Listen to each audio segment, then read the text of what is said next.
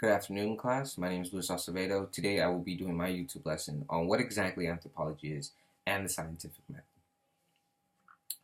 When studying anthropology, people think about bones, they think about the past, they think about just life in general. Well, anthropology, in a more general form, it refers to the study of people. This can take a variety of forms. It includes the study of people from the present and from the past. When going into anthropology, there are two different types of approaches.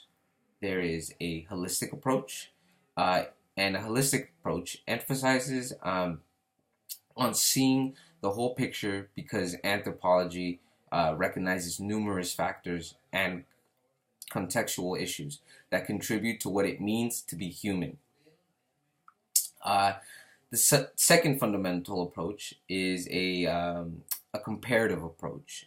This comparative approach can take many forms, and an anthropological approach, um, it compares, the focus compares on research projects and components of research projects.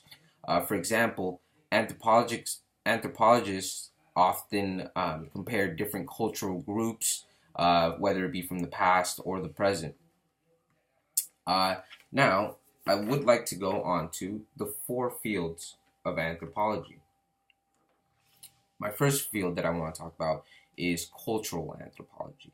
Uh, and this is more of a study that has to do with asking questions of the materials that people used, cultural practices, beliefs, economics, um, things of that sort. Now, when studying anthropology, it's very important to know that to not get these four areas confused, because they can all have similar type of study practices, but they're not exactly the same.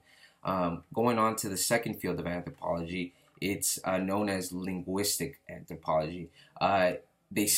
Anthropologists who focus on linguistics, they study how people make and use languages.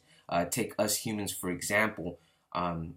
Over time, we did create this language which we call English, and it's very fascinating to see where we've taken this language, as to where it is now.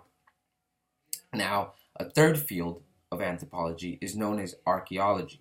Now, when you think of archaeology, you think about dinosaurs, you think about the past, you think about just bones in general, you know, but it's sometimes treated as a discipline separate away from anthropology. Uh, and even though it's considered a subdiscipline of anthropology, uh, it can sometimes be called anthropological archaeology.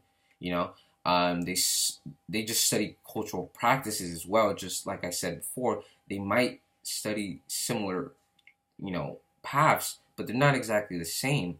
They also do study economics, generals, and rituals. You know, the thing to take here is that anthropologists study all of these things, but from the past.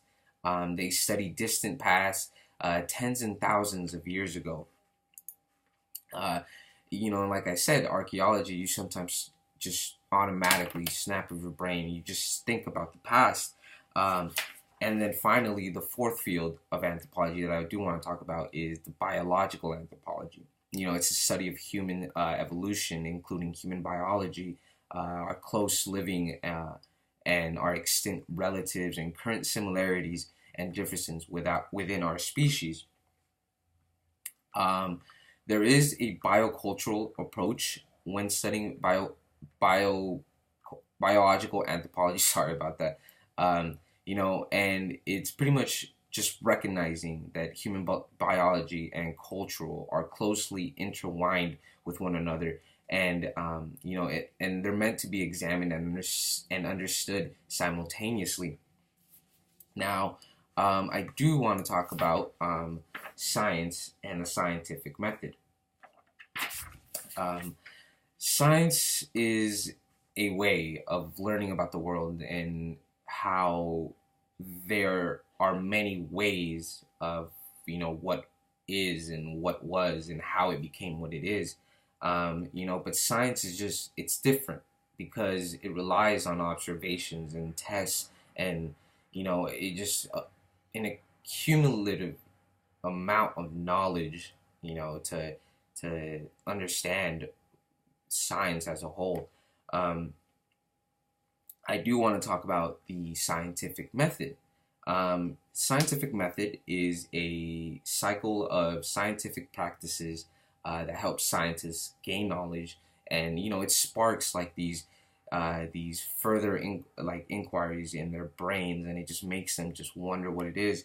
In detail, I've actually created this little chart right here. As you can see, we have observation, right? You observe certain topics, certain areas of the world, and then you do go on to hypothesis. You start to ask questions, and you start to just wonder what it is and why that thing is, why that color, And then after hypothesis, we go down in a data collection and testing. This is where we test the hypothesis. We see what it is exactly, it is that we're studying. After we've collected enough data and we've done enough testing, we do go on to interpretation.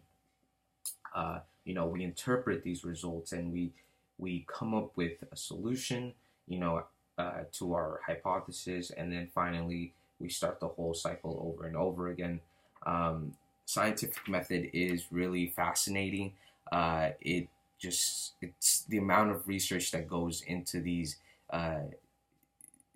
areas of field within anthropologists is just a crazy amount. All the data collecting they have to do in order to come up with these interpretations.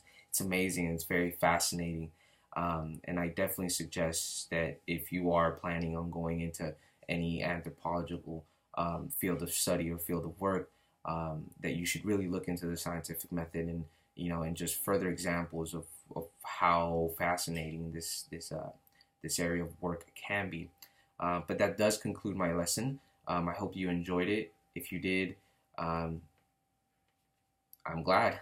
Thank you. Have a good one.